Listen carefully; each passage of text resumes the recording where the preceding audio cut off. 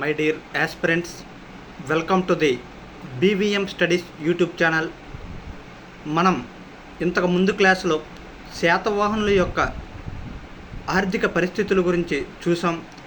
అందులోని ఇప్పుడు భాగంగా శాతవాహనుల యొక్క ట్రేడింగ్, వాణిజ్యం, వ్యాపారం ఎలా ఉంది, విదేశాలతో వాళ్ళు ఎలా వ్యాపారం చేసేవారు, వారు ఏ ఏ వస్తువులు ఎగుమతులు చేసేవారు, అలాగే విదేశాల కానించి శాతవాహనులు ఏ ఏ వస్తువులు దిగుమతులు చేసుకునేవారు, అలాగే శాతవాహనుల యొక్క సామాజిక పరిస్థితులు ఎలా ఉన్నాయి, ఈ క్లాస్లో చూడబోతున్నాం.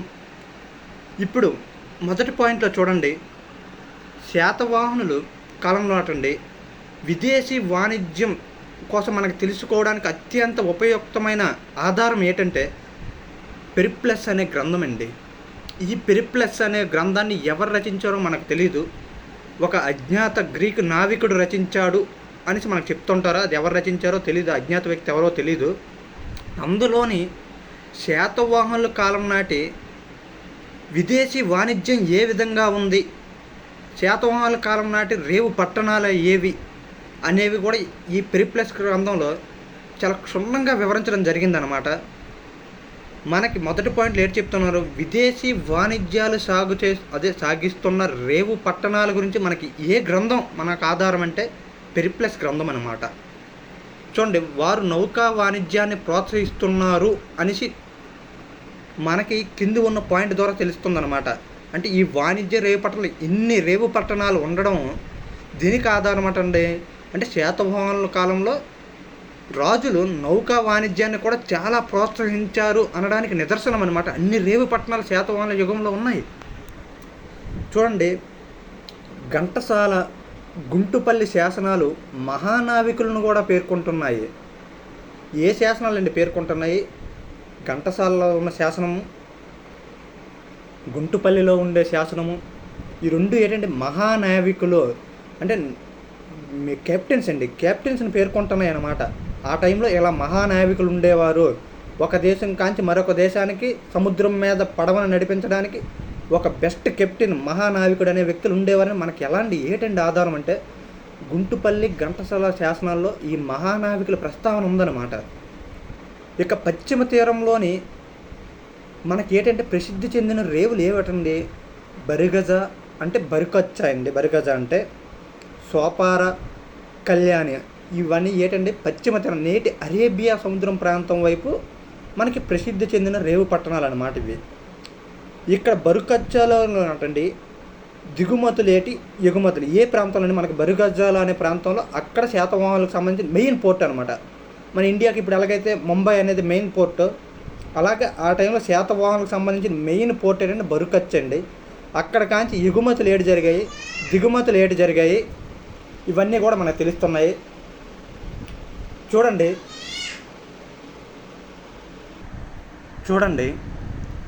ఈ బరుకచ్చ అనే రేవు పట్టణం కాంచి ముఖ్యమైన దిగుమతులు అంటే విదేశాల కానించి శాతవాహనులు దిగుమతి చేసుకుంటున్న ఇంపార్టెంట్ ఐటమ్స్ ఏంటంటే ఇవి ఖచ్చితంగా గుర్తుపెట్టుకోండి. ఒకటి మనకి సారాయం అంటే నేటి మద్యం అంటే బ్రాందీ, విస్కీ, డ్రమ్ము, ఇవి అంటే మనకి దిగుమతి అయ్యేదన్నమాట, ఇంపోర్ట్ చేసుకునేవారు. మన దేశంలో కన్నా బయట దేశం కానించి ఇది ఇంపోర్ట్ జరిగేది. అలాగే మణులు, వజ్రాలు, వెండి, బంగారం, ఇవన్నీ కూడా వీటితో పాటు నాట్య కత్తులను కూడా మనకేంటండి దిగుమతి చేసుకునేవారండి. అంటే మనకి బరుకచ్చా ప్రాంతంలో మనకి ఏ వస్తువులు దిగుమతి అయ్యంటే సారాయము, మణులు, వజ్రాలు, వెండి, బంగారాలతో పాటు నాట్య కత్తులను కూడా మనం విదేశాల కానించి మనం దిగుమతి చేసుకునే వాళ్ళం అన్నమాట. అలాగే మన దగ్గర కాంచి విదేశాలకి ఏ వస్తువులు ఎగుమతి చేసేవాళ్ళము అంటే మన దగ్గర సమృద్ధిగా దొరుకుతున్నాయి అన్నమాట. ఈ వస్తువులు ఏవి? దంతపు సామాన్లు, పట్టు వస్త్రాలు, సుగంధ ద్రవ్యాలు. ఏంటండి దంతపు సామాన్లు అంటే ఏనుగు దంతాలు ఇవన్నీ ఉంటాయి కండి, అవ్వండి. పట్టు వస్త్రాలు అంటే మీకు తెలిసినవే. సుగంధ ద్రవ్యాలు అంటే యాలకులు, రకరకాల ఉన్న రా మెటీరియల్స్ ఇవన్నీ ఉంటాయి కండి, అవ్వండి. ఇవన్నీ కూడా మన దేశంలో విపరీతంగా సమృద్ధిగా ఉన్నాయి. మనకు సరిపోగా చాలా మిగులు ఉంది కాబట్టి ఈ మిగులును విదేశాలకు ఎగుమతి చేసేవాళ్ళం అనమాట. మన కాడ లేని వస్తువుల్ని మనం దిగుమతి చేసుకునేవాళ్ళం. ఈ ఎగుమతులను దిగుమతులను మనం గుర్తుపెట్టుకోవాలండి. ఇవన్నీ కూడా బరుకచ్చ కాంచి దిగుమతులు ఎగుమతులు జరుగుతున్నాయి. ఇక తూర్పు తీరంలోనటండి, అది పశ్చిమ తీరం గురించి మాట్లాడాం కానీ ఇప్పుడు తూర్పు తీరం అంటే బంగాళాఖాతం వైపు అండి. ఈ బంగాళాఖాతం ముందు వైపటండి కళింగపట్టణం పులికాట్ల మధ్య, అంటే ఒరిస్సాలోని ఈ చివరిన పులికాటు, నెల్లూరు దగ్గర ఉన్న ఈ పులికాటు, తిరుపతి జిల్లా, నేటి తిరుపతి జిల్లా ఉన్న ఈ పులికాటు సరస్సు మధ్య చాలా ఎక్కువ రేవు పట్టణాలు ఉండేటండి. ఎందుకంటే ఇదంతా సముద్ర తీర ప్రాంతం కాబట్టి చాలా ఎక్కువ రేవు పట్టణాలు అనేవి ఇక్కడ ఉండేవి అన్నమాట. వానిలోనట అత్యంత ఇంపార్టెంట్ అయిన ముఖ్యమైన రేవు పట్టణాలు ఏంటంటే కోడూరు. ఈ కూడూరునే ఘంటసాల, నేటి ఘంటసాల ఈ కూడూరు అనమాట. అలాగే కోరంగి, ఈ రెండు కూడా చాలా ఇంపార్టెంట్ రేవు పట్టణాలు అనమాట. ఆంధ్రప్రదేశ్లోని నెల్లూరు, వినుకొండ, చేబ్రోలు, ధాన్యాకటకం, కొండాపూర్, నాగార్జునకొండ మొదలైన చోట్ల దొరికిన రోమన్ యొక్క బంగారు నాణేల వల్ల ఆంధ్రదేశం ఈ రోమన్తో వాణిజ్యం సాగించింది, సాగించి బాగా లాభాలు గడించింది అనే దానికి ఇది నిదర్శనం అండి. ఏంటండి, ఆంధ్రాలో ఎన్ని ప్రాంతాల్లో దొరికాయో తెలియదటండి రోమన్ యొక్క బంగారు నాణేలండి. ఇంచుమించు ఆంధ్రాలో శ్రీకాకుళంతో మొదలు పెడితే ఇటు పక్క ఉన్న నెల్లూరు వరకు కూడా ప్రతి ఏరియాలో కూడా రోమన్ యొక్క బంగారు నాణేలు దొరికాయి అన్నమాట. ఇది దేనికి నిదర్శనం అంటే మనకి రోమన్కి ఉచ్చ స్థితిలో, అంటే చాలా ఎక్కువగా వాణిజ్యం జరిగింది అనడానికి ఇవి నిదర్శనం అన్నమాట. ఇక అల్లూరి శాసనంలోని, అంటే ఈ అల్లూరి శాసనం ఎప్పుడంటే క్రీస్తు శకం 200వ శతాబ్దం నాటిది, అంటే 100 నుంచి 200 సంవత్సరాల మధ్య ఆ టైం పీరియడ్ నాటిది ఈ అల్లూరి శాసనం. ఈ అల్లూరి శాసనం యోనక దివ్వును పేర్కొంటుంది. ఈ యోనక దివ్వు అంటే ఏంటో మీకు డౌట్ రావచ్చు. యోనక దివ్వు అంటే ఏంటి కాదండి, లైట్ హౌస్. అంటే ఈ లైట్ హౌస్ని పేర్కొంటుందంటే ఆ టైంలో రాత్రిపూట ఇక్కడ ఒక ప్రాంతం ఉంది అంటే నావికులకు తోవ చూపించడానికి ఒక దిక్సూచి అనమాట లైట్ హౌస్. అంటే మీరు ఒడ్డుకు వచ్చేసారు, ఇటుపక్క ఒడ్డు ఉంది, ఇటుపక్క తీరం ఇక్కడ ఇటుపక్క ఉంది అనేది లైట్ హౌస్ ద్వారా ఆ నావికులు తెలుసుకుంటారనమాట. ఇలాంటి యానక దివ్వును ఏ శాసనం పేర్కొందండి, అల్లూరి శాసనం పేర్కొందనమాట. ఇక ధాన్యాకటకం, నాగార్జునకొండ మొదలైన చోట్ల అంటే ఏ ప్రాంతంలో అంటే రోమన్ స్థావరాలు ఉన్నట్లు మనకు తెలిసిందనమాట. అంటే రోమన్లు ట్రేడ్ చేయడమే కాకుండా వాళ్ళు స్థావరాలు కూడా ఆంధ్రదేశంలో, మన దేశంలో ఏర్పాటు చేసుకున్నారు. అవి ఏ ప్రాంతాల్లో ఏర్పాటు చేశారటంటే ఆ రోమన్ స్థావరాలే ధాన్యాకటకం, నాగార్జునకొండ. ధాన్యాకటకం అంటే నేటి అమరావతి, నాగార్జునకొండ ప్రాంతంలో వాళ్ళ స్థావరాలు కూడా ఏర్పాటు చేసుకుంటారు ఎవరంటే రోమన్లు. అలాగే అచ్చటి బౌద్ధ, చూడండి ఇక్కడ కింద పాయింట్లోని అక్కడ చూడండి ఆ పాయింట్లు ఏం చెప్తున్నారంటే అచ్చటి బౌద్ధ నిర్మాణాల్లో రోమన్ జోక్యం ఉన్నట్లు కూడా మనకు తర్కాణాలు ఉన్నాయి. అంటే రోమన్లు అక్కడ స్థావరాలు ఏర్పరచుకోవడంతో పాటు ఏవైతే బౌద్ధ నిర్మాణాలు ఉన్నాయో వారు కూడా వాళ్ళ టెక్నాలజీని ఇక్కడ ఉపయోగించి ఆ నిర్మాణాల్లో జోక్యం చేసుకున్నారు అని కూడా మనకు ఆధారాలు అక్కడ లభించాయి. ఇప్పుడు శాతవాహనుల యుగంలోని అత్యంత ఇంపార్టెంట్ అనేది వాళ్ళ కాలంలో ఉన్న సాంఘిక పరిస్థితులు ఎలా ఉన్నాయి అని చాలా ఎప్పుడు కూడా ఇక్కడ కూడా తరచూ బిట్ అయితే రావడం జరుగుతుంది. ఈ ఏరియాని చాలా క్షుణ్ణంగా వివరించుకుందాం, చాలా జాగ్రత్తగా అబ్జర్వ్ చేయండి. శాతవాహనుల కాలం నాటి మనకి సాంఘిక పరిస్థితుల గురించి ఇప్పుడు చూద్దాం. చూడండి, శాతవాహనుల యుగంలో నాటండి ప్రజలలోని అధిక సంఖ్యకులు గ్రామాల్లో నివసించేవారటండి. ఎక్కడండి ఈ యుగంలోని ప్రజలు ఎక్కువ మంది ఎక్కడండి నివాసం ఉండేవారు, గ్రామాల్లో ఉండేవారట. అంటే ఇప్పటికి కూడా భారతదేశంలోని జనాభా ఎక్కడండి, ఇప్పటికి కూడా భారతదేశ జనాభాలో గ్రామాల్లోనే ఉంటున్నారు. ఎందుకంటే 70% మంది గ్రామాల్లో ఉంటే సుమారు 30% మంది పట్టణాల్లో ఉన్నారనమాట. ఆ టైంలో శాతవాహనుల కాలంలో నాటికి కూడా సేమ్ పొజిషన్, కాకపోతే శాతవాహనుల్లో కొద్ది డెవలప్మెంట్ అనేది ఉందండి ఆ టైంకి. అది అయితే పరిశ్రమలు, వాణిజ్యం పెంపొందడం వల్ల పెక్కు నగరాలు వెలిసించాయి. అంటే ఏంటండి, ఈ పరిశ్రమలు, ఈ వ్యాపార వాణిజ్యాలు ఒక రేంజ్లో ఊపందుకోవడం వల్ల, డెవలప్మెంట్ వికసించడం వల్ల మనకి చాలా ఎక్కువ నగరాలు కూడా ఏర్పడ్డాయి అన్నమాట. ఇక పల్లెలు, పట్టణాలు శాశ్వతమైన నీటి వనరుల సమీపంలోనే నిర్మించుకున్నారు. ఏదైనా ఒక గ్రామాన్ని కానీ ఒక పట్టణాన్ని కానీ ఏదైనా నిర్మాణం జరిగిందంటే దాని పక్కన ఒక నీటి వనరులు, చుట్టుపక్కల దగ్గరలో నీటి వనరులు ఉండాలి. నీరు లేకుంటే ఏదైనా ఇచ్చేద్దామంటే అసాధ్యమండి. ఇప్పుడు అక్కడైతే నీటి వనరులు ఎక్కడైతే ఉంటాయో అక్కడేనటండి పల్లెలు పట్టణాలు నిర్మాణం జరిగేయండి. నేటి అమరావతి ఎక్కడ నిర్మాణం జరుగుతుందండి? గమనించారా? ఒక నది ఒడ్డున, కృష్ణా నది ఒడ్డున అమరావతి నిర్మాణం జరుగుతుందండి. ఎందుకంటే పక్కన వాటర్ బాడీ ఉంటే దానికి సంబంధించి ఆ నగరానికి చాలా అంటే చాలా ఉపయోగకరం అన్నమాట. అందువల్ల నదుల పక్కన లేదా సరస్సుల పక్కన నగరాలు అనేది నిర్మితం అవుతూ ఉంటాయి. ఇక పంట పొలాలు, తోటలు, గ్రామాలు అంటే ఈ పంట పొలాలు, తోటలు, చుట్టూరు తోటలతోని గ్రామాలు పరివేష్టితమై ఉండేవి అనమాట. అంటే మధ్యలో గ్రామం ఉండి చుట్టుపక్కల కొబ్బరి తోటలు లేదా వ్యవసాయ భూములతోని చుట్టూ పరివేష్టితమై ఉండేవి అనమాట. మధ్యలో గ్రామం ఉండేది. ఇక నగరాలు చుట్టూ ప్రాకారాలు ఉండేవి. ఎందుకంటే నగరాలు ఆనాటి మోస్ట్ ఇంపార్టెంట్ పట్టణాలు కాబట్టి వాటిని దోచుకోవడానికి విదేశీయులు దండయాత్రలు చేస్తూ ఉంటారు కాబట్టి వాటికి రక్షణ ప్రాకారాలు అంటే చుట్టూ పెద్ద పెద్ద గోడలు ఉండేవి అన్నమాట. అంటే అటాక్ జరగడానికి రక్షించుకోవడానికి రక్షణ దుర్గాలుగా ఉండేవి అనమాట.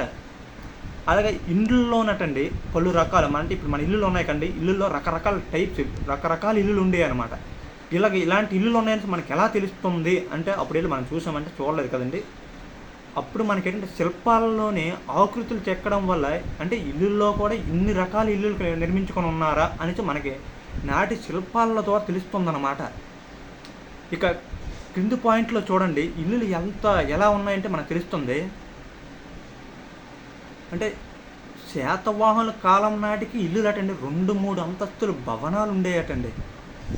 అంటే ఆ టైంలోనే క్రీస్తు పూర్వం 100వ సంవత్సరం నాటికే మన భారతదేశం ఎంత అడ్వాన్స్గా ఉండేదో ఒక్కసారి ఆలోచించండి. అప్పుడే 2-3 అంతస్తులు బిల్డింగులు ఉండేవి.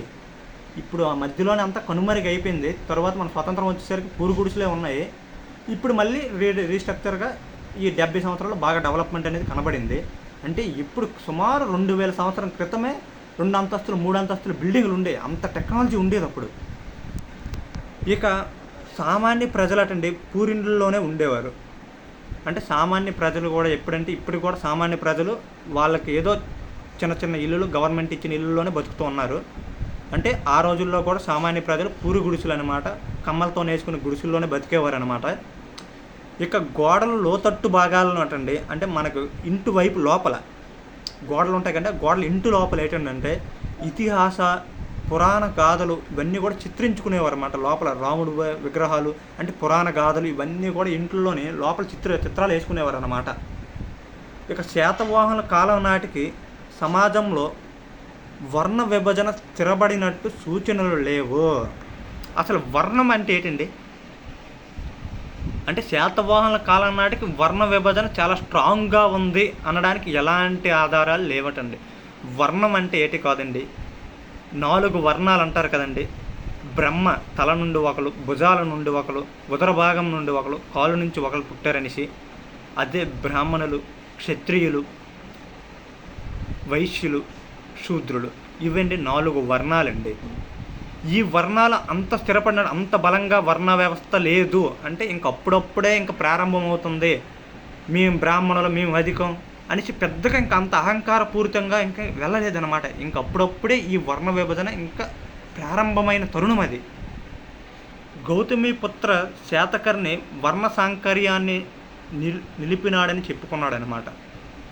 చూడండి, గౌతమిపుత్ర శాతకర్ణి ఒక బిరుదులో నాసిక్ ప్రశస్తి శాసనంలో ఏది చెప్పాడంటే నేను వర్ణ సాంకర్యాన్ని నిలుపుకున్నానని చెప్పుకున్నాడనమాట. అయినను శక, యవన, పహలవాది విదేశీయుల రాక వల్ల, జైన బౌద్ధుల ప్రభావం వల్ల వర్ణధర్మాలు కట్టుదిట్టంగా లేవని చెప్పవాలి. ఎందువల్ల అంటే గౌతమిపుత్ర శాతకర్ణి పెద్దగా చెప్పారు కానీ అతను చేసేదే లేదు, మనకు అంత ఆదర్శాలు అయితే లేవు. కానీ వర్ణధర్మం అంత గట్టిగా లేదు అనడానికి నిదర్శనం అయితే ఏంటంటే తెలిసింది ఆ టైంలో విదేశీయులు వచ్చి రాక, అలాగే ఈ జైన బౌద్ధ ధర్మాల్లో ఉన్న మతాలు ఒక ఉచ్చ స్థితిలో దూసుకెళ్ళిపోతున్న సందర్భం అది. దీనివల్ల ఏంటంటే జైనము బౌద్ధ మతానికి వెళ్ళని అందరూ ఆ మతాన్ని స్వీకరించిన వాళ్ళు అందరూ కూడా సమానులు అనమాట. అక్కడ నువ్వు రాజు నేను పేదవాడిని అనే వ్యత్యాసాలు ఏమీ ఉండవు, అక్కడ అందరూ సమానులే. ఇలాంటి మతాలు విదేశీయులు రాక వల్లటండి ఈ వర్ణ ధర్మాలు అంత కట్టుదిట్టంగా లేవు, దీని ప్రభావం అంత గట్టిగా పడలేదు అని మనం చెప్పుకోవచ్చు. అలాగే యవనుల్లో నాయకుల్లో చూడండి, యవనుల్లోని నాయకులు బౌద్ధులు, హిందువులు కూడా ఉన్నారు. అంటే యవనులు అంటే విదేశీయులు, వీళ్ళు కూడా బౌద్ధ మతం ఆచరించారు, వీళ్ళు కూడా మన హిందూ మతాన్ని స్వీకరించారు. అంటే ఇక్కడ పరిస్థితులు తగ్గట్టుగా వాళ్ళు కూడా మార్పులు చేసుకొని మన భారతదేశాన్ని పరిపాలించగలిగారు. అలాగే భారతీయ నామాలు ధరించి ఆచార వ్యవహారాలను అనుసరించి వాళ్ళు కూడా భారతీయులైనారు. అంటే భారతదేశాన్ని పరిపాలించడానికి మనం వచ్చాం కాబట్టి ఇక్కడ ఎలాంటి సాంప్రదాయం ఉందో అలాంటి సాంప్రదాయం మనం అనుసరిస్తేనే ఇక్కడ కొన్ని సంవత్సరాలు పరిపాలించగలం. అందువలన వీళ్ళు కూడా ఏంటంటే మన ఆచార వ్యవహారాలు, మన మతాలని అనుసరించడం మొదలుపెట్టారనమాట. ఇక నాసిక్ శాసనంలోనటండి మనకి యవనులకు సంబంధించిన కొన్ని పేర్లు కనబడుతున్నాయి. ఈ పేర్లు ఏంటంటే హిందూ మతంలో ఉన్న పేర్లండి ఇవి. కానీ ఈ యవనుల రాజులు వాళ్ళు మన హిందూ మతంలో ఉన్న పేర్లు ధరించారు. అవేటో చూద్దాం. చూడండి, ఈ నాసిక్ శాసనంలోనటండి మనకి ఏం చెప్తున్నాయి, ఏ పేర్లు కనబడుతున్నాయి? ఇంద్రదత్త, దమ్మదేవ, దమ్మరక్షిత, ఇవన్నీ ఎక్కడండి? నాసిక్ శాసనంలో కనబడుతున్న పేర్లండి ఇవి. అంటే ఇవన్నీ కూడా యవనుల యొక్క పేర్లు. యవనులు అంటే మన దేశస్తులు కాదు, బయట వాళ్ళు. కానీ ఎవరి పేర్లు ధరించారండి? మన దేవుళ్ళ పేర్లతో వాళ్ళ పేర్లు ఉన్నాయి. అలాగే నహపానుడి కూతురు దక్షమిత్ర, అల్లుడు వృషభదత్తుడు, కార్దమక వంశంలో సుప్రసిద్ధుడైన రుద్రదామునుడు, ఇవన్నీ కూడా ఏంటంటే మన యొక్క హిందూ మతానికి సంబంధించిన పేర్లు అన్నమాట. అలాగే దక్షమిత్ర, వృషభదత్తుడు అటండి బ్రాహ్మణులకు అనేక దానాలు చేశారట. మనకేంటండి అంటే యవనులు కూడా, ఈ శకులు కూడా బ్రాహ్మణులకు అనేక దానాలు చేశారు. ఎవరంటే దక్షమిత్ర, వృషభదత్తుడు కూడా అనేక ఇక్కడ బ్రాహ్మణులు పొంచి పోషించినారు. అంటే మన హిందూ ధర్మం పట్ల వీళ్ళు కూడా ఆసక్తి కలిగి ఉన్నారు అనేది ఇందుకు నిదర్శనం అన్నమాట ఇది. వీరితో స్థానిక రాజవంశాలు వివాహ సంబంధాలు కూడా చేసుకున్నారు. అంటే స్థానికులతోని కూడా వీళ్ళు, ఈ యవనులు బయట విదేశస్తులు కూడా మన ఇక్కడ హిందువులతోని పెళ్ళి కూడా చేసుకున్నారన్నమాట.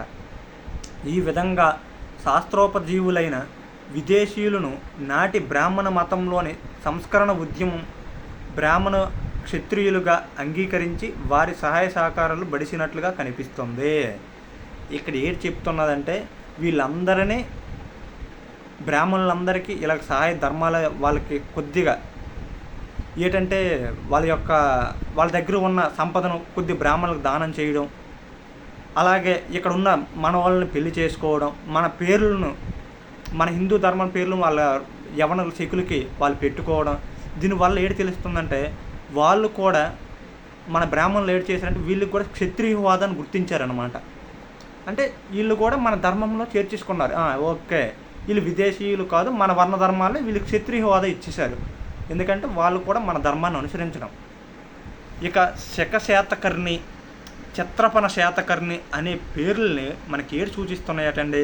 మనకి శాతకర్ణిలో కూడా చెప్పాను, లాస్ట్ స్టేజ్లోకి వచ్చేసరికి రకరకాల పేర్లు రకరకాల నాణ్యాలతో బయటపడ్డాయి. దాంట్లో మనకి ఛత్రపణ శాతకర్ణి అనే పేరు ఒక దగ్గర నేను చెప్పానండి. అది ఎక్కడ చెప్పాను మీరు ఒక లాస్ట్ క్లాస్లో ఉంటుంది, ఒకసారి గుర్తు చేయండి. ఛత్రపణ శాతకర్ణి అని ఎవరిని అంటారు అనేది మీరు ఒకసారి తెలుసుకోండి. ఈ శక శాతకర్ణి, ఛత్రపణ శాతకర్ణి ఈ రెండు పదాలు ఏడు సూచిస్తున్నాయటండి?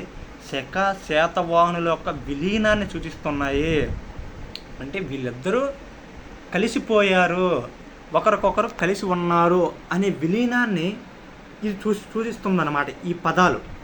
ఇక మనకేంటంటే చూడండి, కింద పాయింట్లో చెప్పి నాటి బ్రాహ్మణులు వైదిక విద్యలను అభ్యసించి వైదిక క్రతువులు చేయడంలో చూడండి, అప్పుడు బ్రాహ్మణులు ఎలాగటండి వైదిక విద్యలను అభ్యసించి వైదిక కర్మలు చేయడంలో సామర్థ్యం వహించినారని మనకు ఎలా తెలుస్తుందంటే నానాఘట్ శాసనం ద్వారా మనకు తెలుస్తుంది. దీని ద్వారా తెలిసిందండి, నానాఘట్ శాసనం ద్వారా మనకేం తెలిసింది? బ్రాహ్మణులు అటండి వైదిక విద్యలు అభ్యసించారు, అలాగే వైదిక కర్మకాండంలో కూడా సిద్ధహస్తులు అనేసి మనకి ఏంటంటే నానాఘట్ శాసనం బ్రాహ్మణుల గురించి తెలియజేసిందండి. ఏమైనా నాటి శాసనాల్లోనటండి బ్రాహ్మణుల ప్రసక్తి పెద్దగా లేదండి. అంటే పెద్దగా బ్రాహ్మణుల ప్రసక్తి అయితే ఆనాటి శాసనంలో ఎక్కువగా కనిపించదన్నమాట. ఇక గౌతమిపుత్రుడు ద్విజవం అంటే ద్విజవంశ కుటుంబవర్ధనుడు అని చెప్పుకున్నాడు. అంటే ద్విజవంశ కుటుంబవర్ధనుడు అంటే ద్విజులని ఎవరిని అంటారండి? బ్రాహ్మణులను ద్విజులు అంటారు. నేను కుటుంబవర్ధుడిని, వాడిని ఉద్ధరించాను అని చెప్తున్నాడు. బ్రాహ్మణులు నేను ఎక్కువగా ఉద్ధరించాను గౌతమిపుత్ర శాతకర్ణి చెప్పుకున్నాడు. అంటే నా గౌతమిపుత్ర శాతకర్ణి చెప్పడం కాదు, నాసిక్ శాసనంలో చెప్పబడింది అనమాట, బాలశ్రీ గారు వేసిన నాసిక్ శాసనంలో. కానీ అతడు బ్రాహ్మణులకు దానం చేసిన ఆధారాలు ఏవి కూడా మనకు కనిపించలేదు. అతనైతే శాసనాల్లో అయితే రాసి ఉంది, కానీ మరి చేసాడో చేయలేదో మనకైతే తెలియదు. కానీ పెద్దగా ఆధారాలు అయితే మన దగ్గరికి దొరకలేదండి బ్రాహ్మణులకి. అతను మంత్రి పేరు ఏం పేరండి? మనకి శివగుప్తుడండి. ఇతను కూడా ఒక బ్రాహ్మణుడు అనమాట. కానీ ఇతను కూడా బ్రాహ్మణ సమాజంలో ఆధిక్యం పొందినట్లు కూడా ఎలాంటి నిదర్శనాలు కూడా మనకి లేవండి. ఇతను కూడా పెద్ద బ్రాహ్మణ మతంలో ఇంత గౌతమిపుత్ర శాతకర్ణి యొక్క మంత్రిని నేను అయిన ప్రధాన సేనాధిపతి అయిన కూడా ఇతను కూడా బ్రాహ్మణ మతంలో ఏదో పెద్ద స్థానం పొందినట్లు కూడా మనకి పెద్ద ఆధారాలు కనపడవు. ఇక వాణిజ్య సంఘాలు ఏర్పడి విదేశీ వాణిజ్యం సాగించేవారటండి. అంటే వాణిజ్యులు అంటే వీళ్ళు ఎవరంటే రెండో వాళ్ళండి, వైశ్యులు అనమాట. ఈ బ్రాహ్మణుల గురించి ఇప్పుడు వరకు చూసాం కండి. ఇక వైశ్యుల గురించి చూద్దామండి. వైశ్యులు అటండి వాణిజ్య సంఘాలుగా ఏర్పడేవారు అనమాట. పెద్ద పెద్ద గ్రూపులుగా ఏర్పడి వీళ్ళందరూ దేశంలోని వ్యాపారం చేసేవారు, విదేశీయుల్లో వ్యాపారం చేస్తారు. వైశ్యులు అంటే నేటి సాహుకారులు వైశ్యులు ఆనాడని పిలుస్తారు. వాణిజ్య సంఘాలు ఈ నాయకుడు ఎవరైతే ఉన్నారో అండి, ఆ నాయకుడిని శ్రేష్ఠి అని పిలిచేవారు అన్నమాట. వాణిజ్య సంఘాల నాయకుడిని ఏమని పిలిచేవారండి? అప్పుడు శ్రేష్ఠి అని పిలిచేవారు అన్నమాట. ఇక ఈ పదమే ఏదైతే ఈ శ్రేష్ఠి అనే పదం అయితే ఉందో చూడండి, తర్వాత కాలంలో శెట్టిగా మారింది. ఇప్పుడు చూడండి, మనం సావుకారులు కొంతమంది CMY శెట్టి అని పిలుస్తాం కదండి, అలాగనమాట. ఆ శ్రేష్ఠి అనే పదమే నేటి కాలంలో ఎలాగండి శెట్టిగా మారిందనమాట. ఈ వాణిజ్యులు అంటే ఈ వైశ్యులు వ్యాపారంలో రాబడి రావడం వల్ల వీళ్ళు కూడా ఒక రకమైన ఏటి కావాలంటే మనకి డబ్బులు ఉన్నప్పుడు ఏటి కావాలనిపిస్తుంది అంటే ఉన్నత హోదా కావాలనిపిస్తుంటుంది. వీళ్ళు కూడా ఉన్నత హోదా రావాలంటే బౌద్ధ మతం, జైన మతం ఆ రోజులు వర్త స్థితిలో ఉన్నాయి కదండి. వాటిల్లోని ఎవరైతే చేరుతుంటారో వాళ్ళకి సాంఘికంగా ఉన్నతి లభిస్తుంది అనేసి అందరి భావన అనమాట. వీళ్ళు ఏడు చేసేవారంటే వీళ్ళ దగ్గర ఎంత వైశ్యులు ఎంత వ్యాపారం చేసుకుంటూ వీళ్ళు బౌద్ధ మతాలకి జైన మతాలకి ఏంటంటే ఈ బౌద్ధ మన దగ్గర పెద్దగా జైనం ఆ టైంలో లేదు, కానీ బౌద్ధ మతం చాలా ఉచ్చ స్థితిలో ఉండేది. ఈ బౌద్ధ మతానికి అభిమానులైపోయి వీరికి అనేక గృహ వ్యవహారం అంటే వాళ్ళు ఉండడానికి విహారాలు, చైత్యాలు నిర్మించి ఇచ్చారండి. ఎవరండి? వైశ్యులు, రాజులు, క్షత్రియుల కన్నా బ్రాహ్మణుల కన్నా ఎక్కువ ఎవరండి వీళ్ళకి ఎంత ఎక్కువ ప్రోత్సాహం ఇచ్చారు? ఏ వర్ణం ఎక్కువ ఈ బౌద్ధ మతానికి ప్రోత్సాహం ఇచ్చిందంటే మనకి వైశ్య వర్ణం ఎక్కువగా ఈ బౌద్ధ మతానికి బాగా ఆదరించారండి. ఇక దానికి కింది పాయింట్లో చూస్తే, ఇక ఈ పాయింట్లో చూడండి,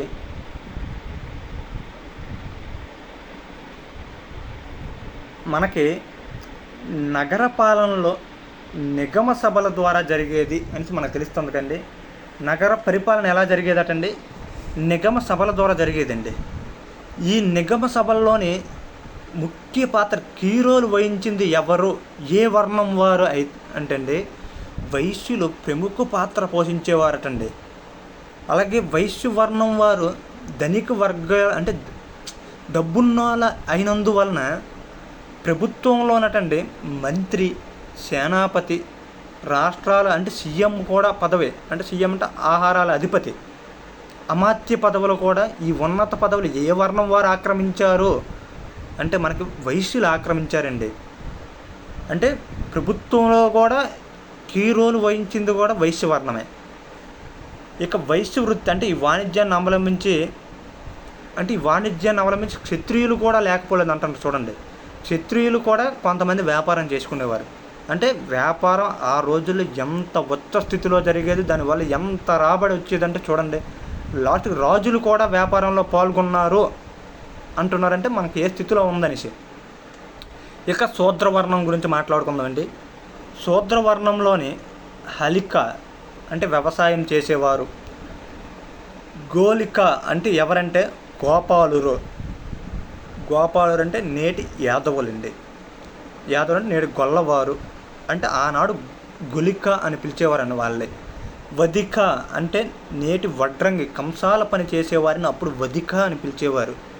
కమ్మరి, కులార, కొలిక మొదలైన వృత్తులే ఏడు చెప్తున్నా చూడండి, చాలా ఇంపార్టెంట్ పాయింట్ అండి ఇవ్వండి.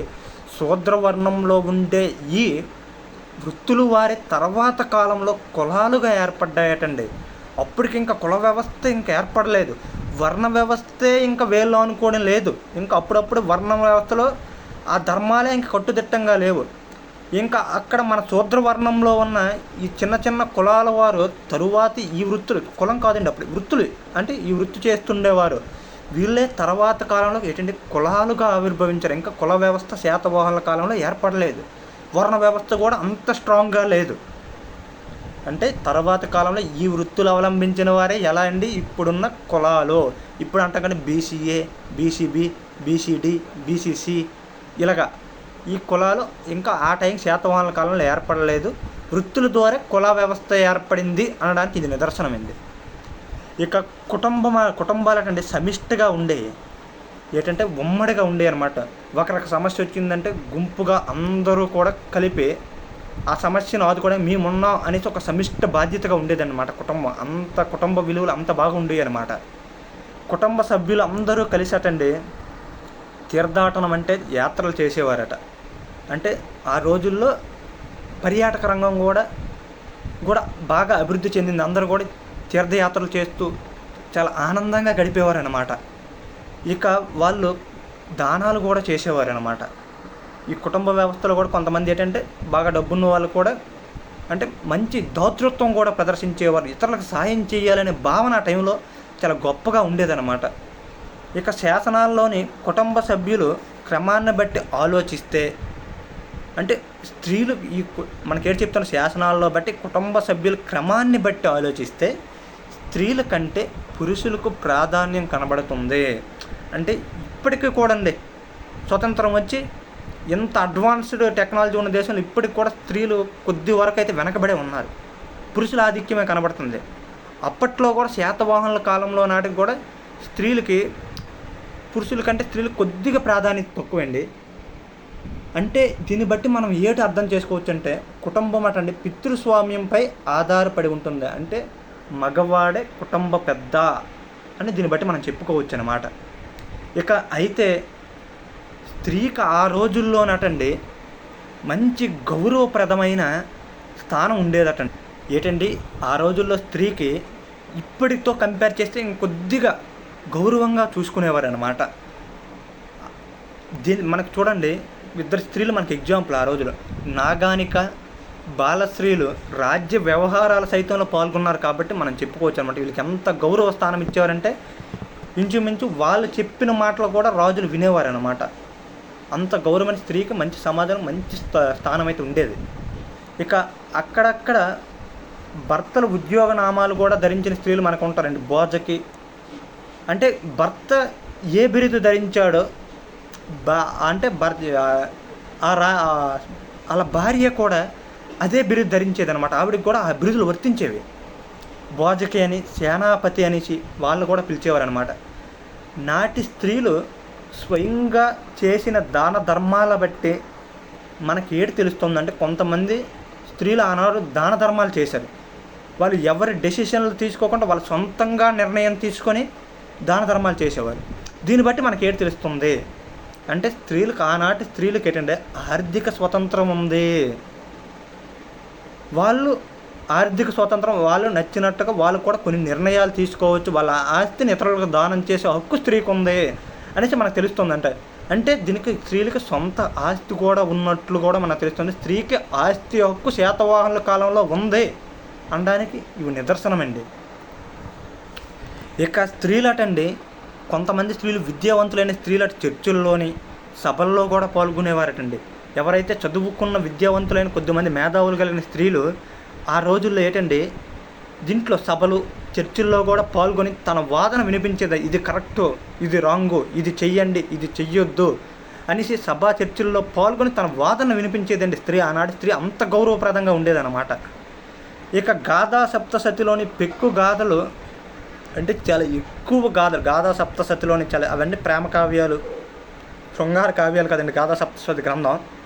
ఈ గ్రంథంలోని చాలా కావ్యాలని కవయిత్రులు రాసినట్టు మనకు తెలుస్తుంది. అంటే ఆనాటి స్త్రీలు రచయితలు అయ్యి కూడా ఉన్నారు అనేసి మనకు తెలుస్తుంది. అంటే గాథా సప్తశతిలోని కొన్ని కథలు ఎవరు రచించారు? స్త్రీలు రచించారు. ఇక సామాన్యులు భర్తలతో పాటు పొలాల్లో, తోటల్లో, గానుగుల చెంత పనిపాటల్లో పాల్గొన్నారు. అంటే ఇంకా సామాన్య స్త్రీలు అంటే మామూలు పేద కుటుంబంలో ఉన్న గ్రామాల్లో ఉండే స్త్రీలు అటండి తన భర్తలతో పాటు పొలం పని చేసేవారు. వెళ్ళి ఇప్పుడు పొలానికి వెళ్ళి ఇప్పుడు ఎలాగైతే మా పల్లెటూరులో చేస్తారో అక్కడ కూడా పొలం పనులు స్త్రీలు కూడా పాల్గొనేవారు. అలాగే భర్తలు తోట పనుల్లో పాల్గొనేవారు. గానుగంటే నూనె ఆడించి అక్కడ కూడా స్త్రీలు సహాయకంగా పనిచేసేవారు అన్నమాట పల్లెటూరులో స్త్రీలు. ఇక ప్రభువుల్లో అటండి బహుభార్యత్వం ఉండేది. ప్రభువులు అంటే రాజుల్లో అండి. రాజుల్లో మన మామూలు సామాన్య ప్రజల్లోనైతే పెద్దగా బహుభార్యత్వం లేదు, కానీ రాజుల్లో మాత్రం బహుభార్యత్వం అయితే ఉండేది అటండి ఆ రోజుల్లోని.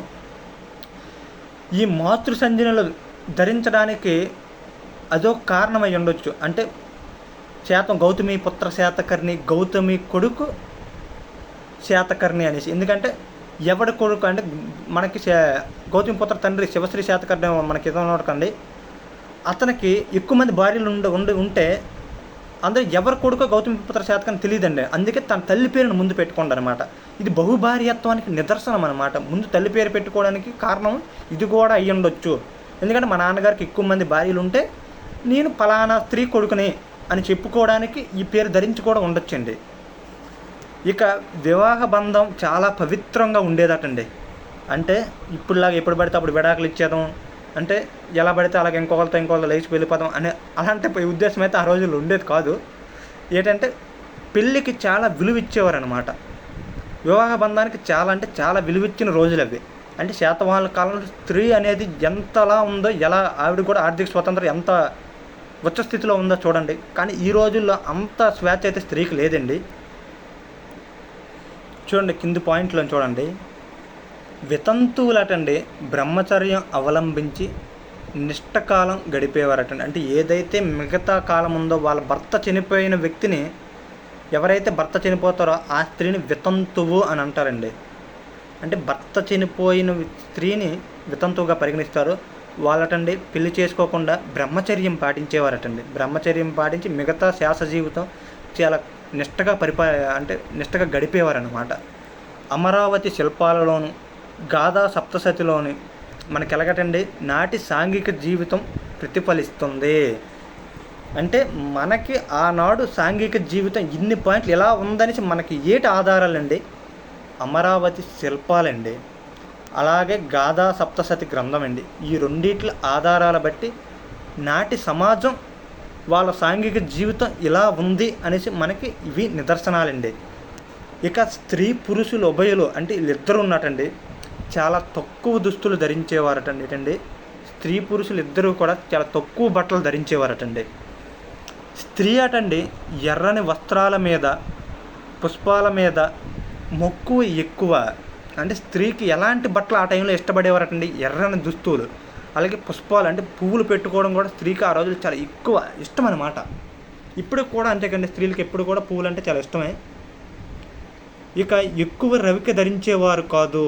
అంటే మామూలు చాలా తక్కువ దుస్తులు ధరించడానికి పై రవిక అంటే చీర లాంటిది కంటే అది ధరించేవారు కాదటండి. అప్పట్లో ఉన్న దుస్తుల ట్రెండ్ అంతేనండి, అలా ఉండేదన్నమాట.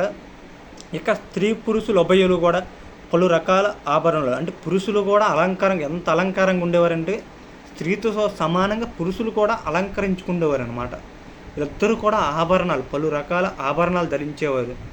అలాగే తలపాగాలు కూడా ఉపయోగించేవారటండి. అలంకారాల పట్ల ఆసక్తి ఎక్కువ. స్త్రీలు అటండి జడలు కూడా అల్లుకునేవారు అనమాట. ఇప్పుడు వేసుకునే ట్రెండీగా జడలు కూడా అప్పుడు కూడా వేసుకుని ఉండేవారు అనమాట. శాతవాహనుల కాలంలో స్త్రీలు అలంకారాల మీద ఆసక్తితో పాటు చాలా ట్రెండీగా ఉండేవారు అనమాట. ఇక కబారీ బంధాలు కూడా ఉండేవి. స్నానం సందర్భంలో అటండి పసుపు వాడకం చాలా ఎక్కువగా ఉండేదటండి.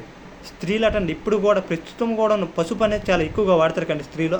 శాతవాహనుల కాలంలో కూడా పసుపు వాడకం స్నానం సమయంలో స్త్రీ పసుపు విపరీతంగా రాసుకునేదన్నమాట. ఇక కాళ్ళకు పారాని కూడా ఉపయోగించేవారటండి ఆ టైంలోని. ఏంటండి కాళ్ళకు పారాని, ఒంటికి పసుపు కూడా రాసుకునేవారు. ఇక నాటి కత్తిలో ఇది ప్రీవియస్ గ్రూప్ 2 చూడండి. ప్రీవియస్ గ్రూప్ 2 బిట్ నాటి కత్తిలాటండి. ఆ రోజుల్లో అరిదళం అనే మైనపు పూతను వాడేవారటండి. ఏంటండి, అరిదళం అనే మైనపు పూతను వాడేవారట. అంటే మేకప్ వేయడానికి ఏటి ఉపయోగించేవారు.